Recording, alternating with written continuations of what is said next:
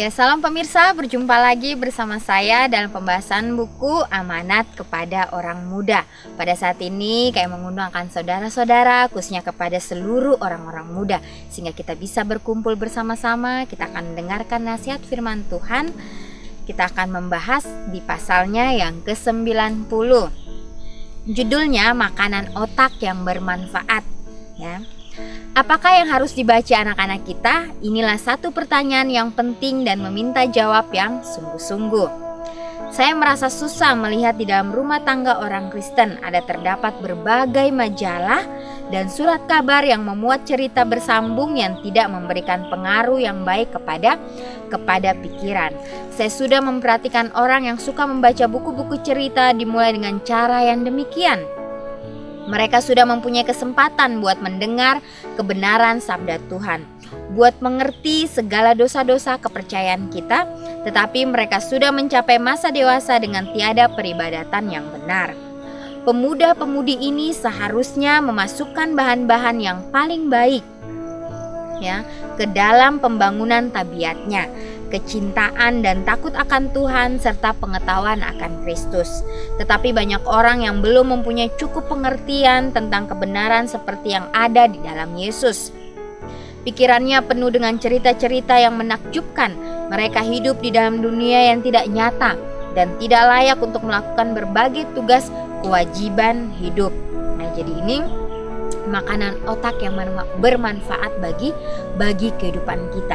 Di sini penulis kita Nyonya Ellen G. White, ya, dia sangat sedih sekali melihat akan pemuda-pemudi yang meluangkan waktunya hanya untuk membaca majalah dan surat kabar yang memuat cerita yang tidak berguna bagi kehidupan mereka. Ya, jadi di sini dihimbau seharusnya kita, ya, pemuda dan pemudi memasukkan bahan-bahan yang paling baik ke dalam pembangunan tabiat kita, ya, sehingga kita boleh hidup sesuai dengan kehendak Tuhan. Saya telah meneliti anak-anak yang dibiarkan bertumbuh dengan cara ini, ya. Jadi Nyonya Ellen G. White melihat, ya, hal-hal yang harus dipelajari, ya, untuk membuat anak-anak itu bertumbuh. Baik dalam negeri maupun di luar negeri, mereka itu mungkin jadi gelisah ataupun bermimpi-mimpi dan tidak dapat bercakap-cakap kecuali tentang hal-hal yang amat biasa saja. Anggota tubuhnya yang indah yang disesuaikan untuk mengejar cita-cita yang lebih tinggi telah direndahkan dengan memikir-mikirkan perkara-perkara yang sia-sia, bahkan lebih jelek lagi dari sia-sia, sehingga yang empunya itu merasa puas dengan perkara-perkara yang demikian dan hampir tidak sanggup untuk mencapai hal-hal yang lebih tinggi. Pikiran dan pembicaraan mengenai agama sudah tidak disukai. Makanan otak yang telah dimanjakan dengan kesenangan-kesenangan yang membawa akibat yang jelek dan memudar, memimpin kepada pikiran yang tidak jernih, yang tidak bersih serta membangkitkan birahi. Saya merasa kasihan terhadap jiwa-jiwa ini, manakala saya memikirkan betapa banyaknya kesempatan yang mereka sia-siakan untuk mendapat pengetahuan tentang Kristus, tempat pusat pengharapan hidup kekal kita. Betapa banyak waktu yang indah dibuang dengan percuma, waktu yang sementaranya mereka bisa gunakan untuk mempelajari teladan kebaikan yang benar.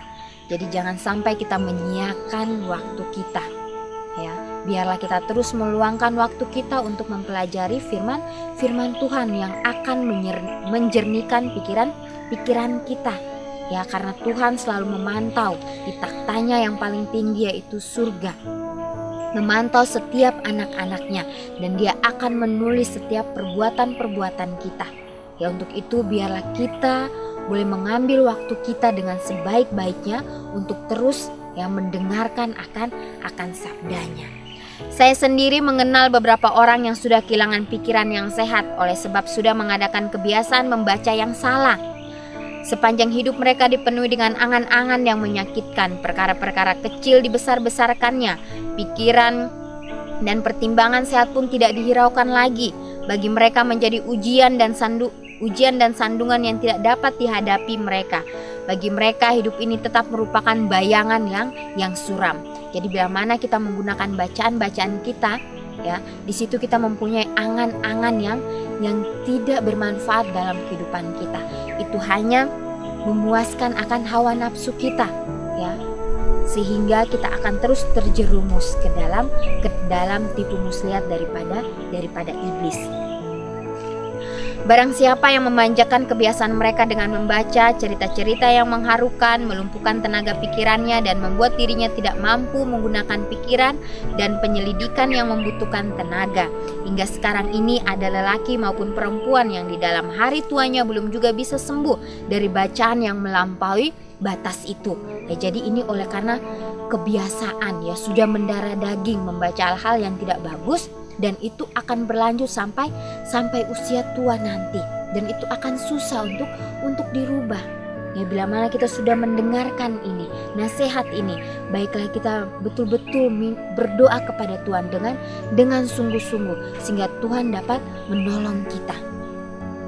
Kebiasaan yang sudah dibina pada waktu mudanya ikut tumbuh dengan pertumbuhannya yang menjadi kuat dan kekuatannya. Maka usaha mereka hendak mengalahkan kebiasaan itu meski dengan ketetapan hati pun cuma boleh mendapat kemajuan separuhnya saja. Ya, banyak orang yang tidak dapat lagi mengembalikan kegiatan pikirannya yang mula-mula. Segala usaha untuk menjadi orang Kristen yang sejati berakhir hanya dengan keinginan saja. Mereka tidak bisa menjadi seperti Kristus dengan sesungguhnya, sementara mereka terus-menerus mengisi otaknya dengan bacaan yang semacam itu. Kerusakan tubuh pun tidak kurang hebatnya. Urat saraf diberati, pekerjaannya dengan nafsu membaca yang tidak berfaedah tadi.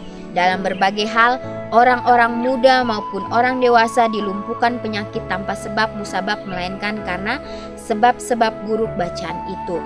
Pikirannya selalu tegang sampai mesin otak yang halus itu menjadi amat lemah, sehingga ia tidak dapat bekerja dan akhirnya lumpuhlah akibatnya. Ya, jadi ini akibatnya sangat buruk di dalam kehidupan kita. Ya, kita akan mendapatkan sifat-sifat yang jelek, ya, dan juga akan melumpuhkan pikiran kita. Ya. Dan di sini otak yang halus itu menjadi amat lemah sehingga kita tidak dapat berpikir dengan baik. Apabila selera untuk membaca buku-buku sensasi itu dirangsang dan berakar, maka perasaan pun diharu birukan dan rasanya pikiran kurang senang, kecuali makanan yang seperti ini terus-menerus diberikan, makanan yang tidak sehat itu. Saya sudah melihat gadis-gadis yang mengaku pengikut Kristus yang betul-betul merasa tidak senang kalau mereka tidak mempunyai buku cerita baru atau surat kabar yang memuat cerita. Pikiran yang candu terhadap rangsangan sama seperti pemabuk yang candu kepada minuman yang memabukkan. Orang-orang muda ini tidak menunjukkan roh perbaktian. Tidak ada terang surga dipancarkan pada teman-temannya untuk memimpin mereka kepada pancaran pengetahuan. Di sini dibilang jangan sampai kita, ya, hanya sebagai pembaca saja, sedangkan kita tidak menjadi pelaku firman itu. Baiklah, bila mana kita sudah membacanya, biarlah kita juga boleh menjadi pelaku firman itu, sehingga itu dapat menjadi hal yang sangat luar biasa di dalam kehidupan kita.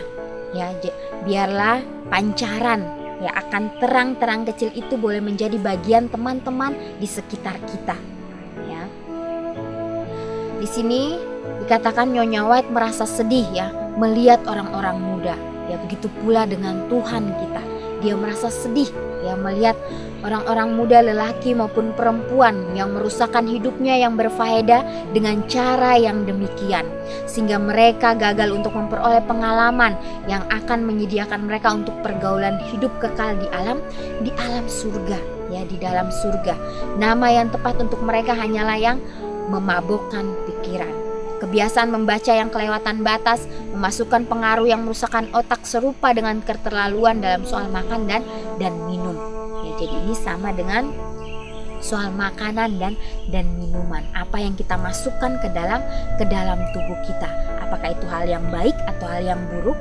Ya, ini akan menjadi pertanyaan bagi masing-masing kita, dan kita akan menjawab itu di dalam kehidupan kita. Karena semuanya ini kita akan pertanggungjawabkan di hadapan Tuhan pada hari penghakiman nanti. Cara yang terbaik untuk mencegah tumbuhnya kejahatan yaitu mengisi tanah itu sebelum benih kejahatan masuk. Pemeliharaan dan penjagaan yang amat diperlukan dalam mempertumbuhkan pikiran ialah dengan jalan menanam di dalamnya benih-benih kebenaran dari kitab suci. Di dalam kemurahannya Tuhan telah menyatakan kepada kita di dalam kitab suci segala aturan hidup yang suci. Ya, jadi inilah jawabannya. Jangan kita memberi sedikit celah kepada setan untuk merasuki pikiran kita. Baiklah kita terlebih dahulu mengambil kitab suci, membacanya, dan di situ terang-terang Tuhan akan menyinari pikiran kita.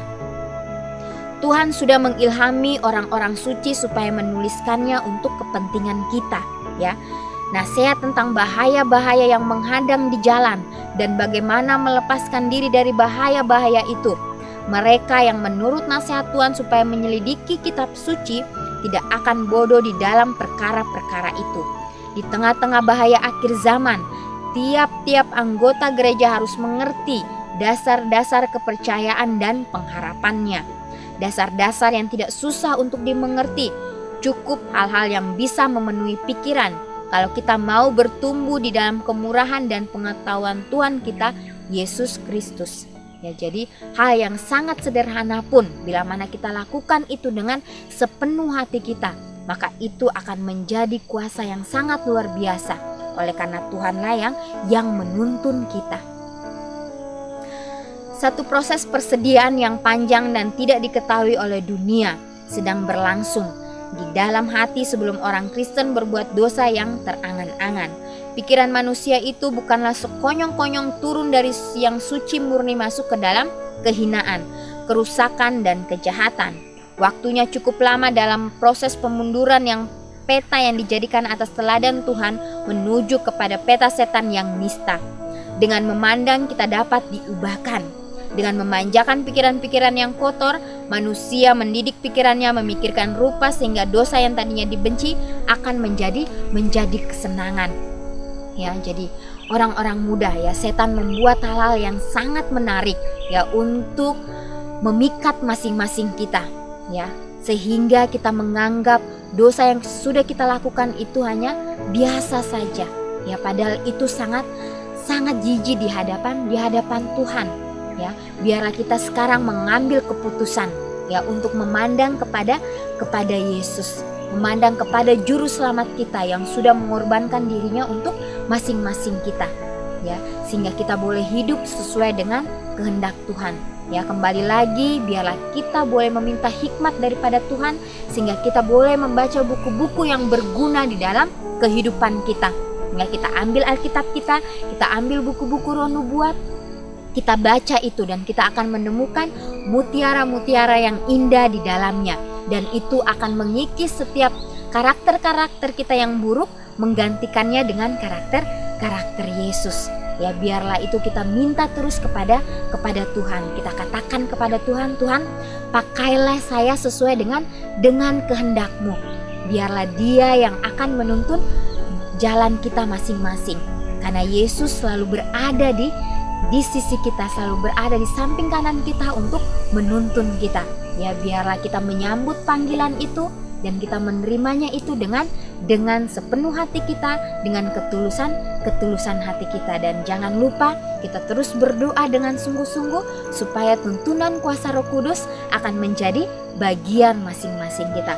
Biarlah bacaan ini boleh menjadi berkat ya, sehingga kita dapat mempraktekannya di dalam kehidupan kita. Kita akan berjumpa di kesempatan yang berikutnya. Tuhan memberkati.